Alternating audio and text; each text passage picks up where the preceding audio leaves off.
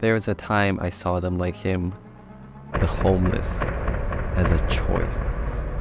Lazy, unmotivated, figures clinging to the edges of society. Just go get a job, will ya? I'd mutter under my breath, annoyed by their presence on the otherwise pristine city streets. In my head, they were just stains that needed to be washed off. Never thought it could happen to me. I was different, responsible, life was good, secure job, nice apartment, a future I could picture.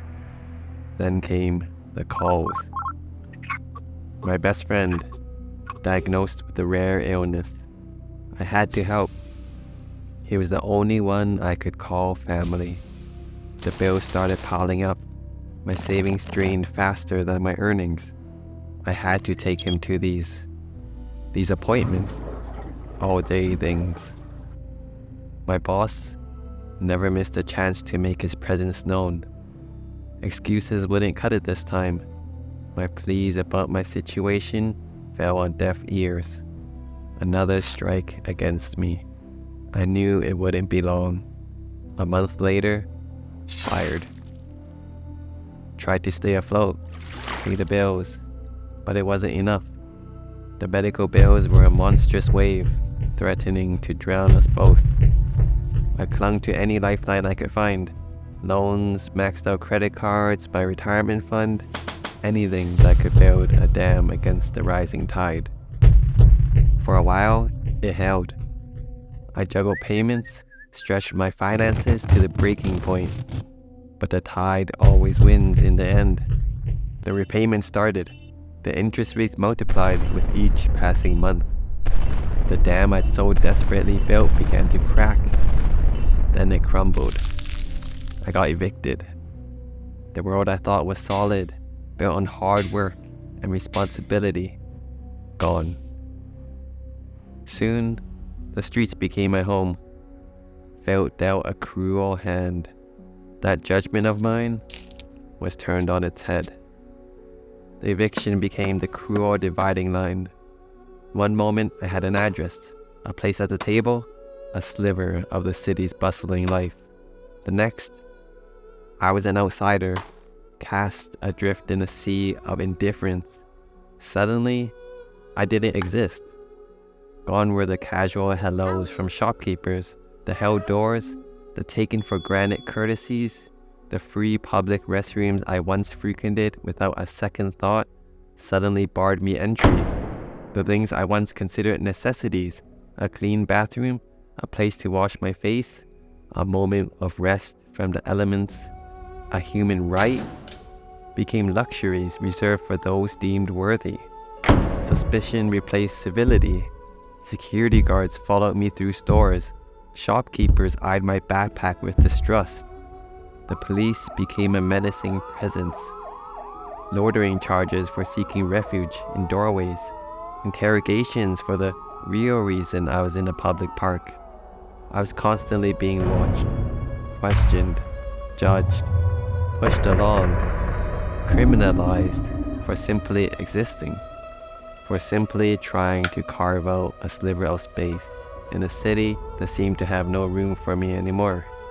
This city, once a vibrant, welcoming place, transformed into a hostile landscape. I was no longer Mark, the engineer, the friend, the son. I was simply homeless. I had become the unwelcome stain on the city's canvas. The other homeless, the ones I judged, they were the first to offer kindness.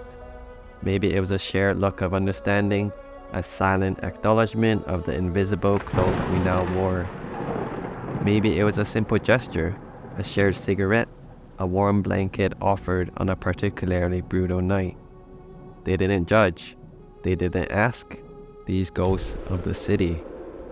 They saw beyond the dirt and desperation. They recognized the shared humanity beneath the grime. Conversations, rough and honest, replaced the sterile office chatter I once craved.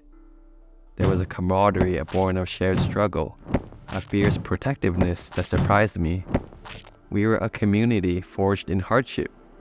a ragged band of survivors sticking together in the face of an unforgiving world.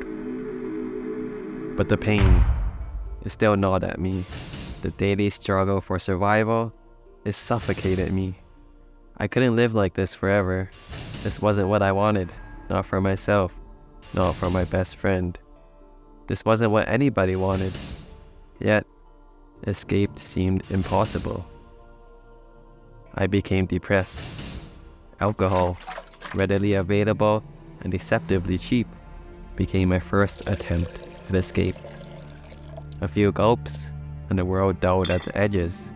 The worries wouldn't vanish, but they became a blurry, distant hum. It was a temporary oblivion, a stolen moment of peace amidst the storm. But the peace was always fleeting, and the despair, it always returned, stronger each and every single time.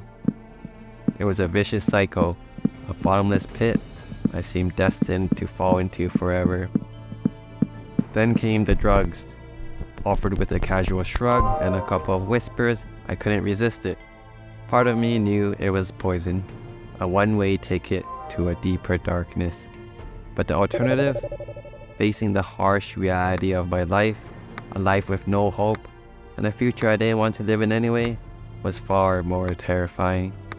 The drugs offered a warped kind of comfort, a twisted world where I felt alive again.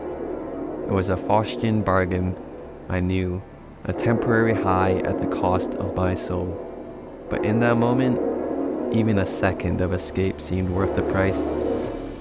Getting out, it's not that simple. Shame, addiction, the shattered belief in myself, it's a web you get tangled in, and the more you struggle, the tighter it gets. How do I just get a job when society won't even look me in the face? I used to think homelessness was a choice. Now I know the truth.